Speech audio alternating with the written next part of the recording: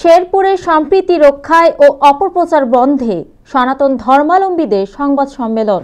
মোহাম্মদ নুরি আলম চঞ্চল, শেরপুর প্রতিনিধি। শেরপুরে সম্প্রীতি রক্ষায় ও সংখ্যালঘুদের নিয়ে অপপ্রচার বন্ধে সংবাদ সম্মেলন করেছে সনাতন ধর্মাবলম্বীরা। রোববার ৫ জানুয়ারি সকালে লছমনপুর ইউনিয়নের গৌরাঙ্গবাড়ি নবীন পূজা সংঘে এ সংবাদ সম্মেলন অনুষ্ঠিত হয়। সংবাদ সম্মেলনে লিখিত বক্তব্য পাঠ করেন গৌরাঙ্গবাড়ি নবীন পূজা সংঘের সাধারণ সম্পাদক শিপলু চন্দ।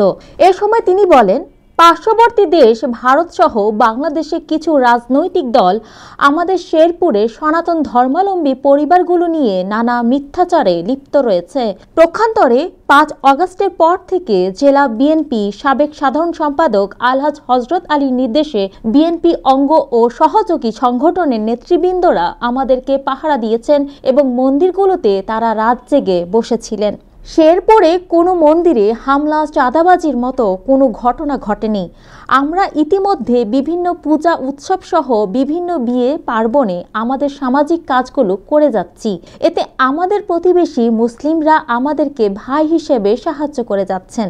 আমাদের জানা মতে শেরপুর জেলায় কোনো মন্দির বা কোনো সংখ্যালঘুর পরিবারের উপর হামলা, মামলা বা অন্য কোনো অপ্রীতিকর ঘটনা ঘটেনি। পার্শ্ববর্তী দেশ ভারত সহ কিছু রাজনৈতিক দল আমাদের শেরপুর নিয়ে যে মিথ্যা প্রোপাগান্ডা চালাচ্ছেন তা সম্পূর্ণ মিথ্যা, ভিত্তিহীন। প্রকৃত সত্য হচ্ছে, আমরা জেলা বিএনপি সহ সাবেক সাধারণ সম্পাদক হযরত আলীর সহযোগিতায় আমরা খুব ভালো আছি। এ সময় লছমনপুর ইউনিয়নের অর্ধশত সনাতন ধর্মাবলম্বী পরিবারের সদস্যরা উপস্থিত ছিলেন।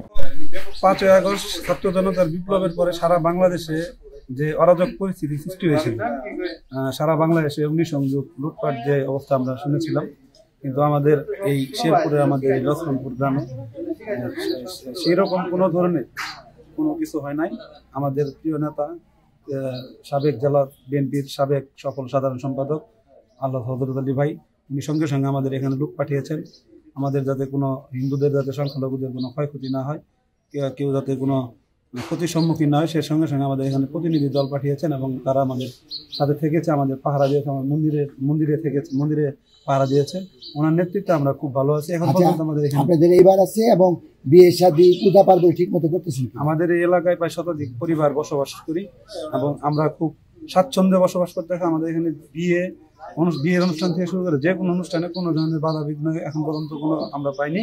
আমরা খুব ভ্রাতৃত্ব, হিন্দু মুসলিম যে আমরা এখানে 200-300 বছরের যে একটা বসবাস, আমাদের ভ্রাতৃত্ববোধ আমরা খুব সুন্দরভাবে এখানে এখন পর্যন্ত বজায় রয়েছে। আমরা মনে মনে ভয়ে ছিলাম যে হয়তো আমাদের এলাকাতে কোনো সমস্যা হতে পারে, কিন্তু আসলে আমাদের এলাকাতে কোনো সমস্যা হয় নাই। আমাদের হযরত ভাই আছে বা বিএনপির পোলাপানেরা আসছে, এসে আমাদের খোঁজ খবর নিচ্ছে। আমাদের এলাকাতে আদৌ কোনো সমস্যা হয়নি। এই পীরের বাড়ি একটা ঘটনা ঘটছে, তারপরেও আমাদের হিন্দুদের কোনো সমস্যা হয়নি। আমরা সবাই ভালো আছি। আপনাদের পূজা পার্বণে পূজা বাড়ি, বিয়ে, আমাদের নদীতে ঘাটে জল ঘোরা যাওয়া, বাজনা বাজানো, কোনো সমস্যা হয় না।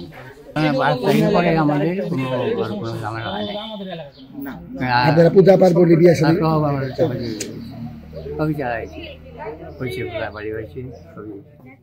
আপনাদের কেউ চাঁদা বাঁধাতে না? মৌমিতা তন্নি, GVC টিভি, ঢাকা।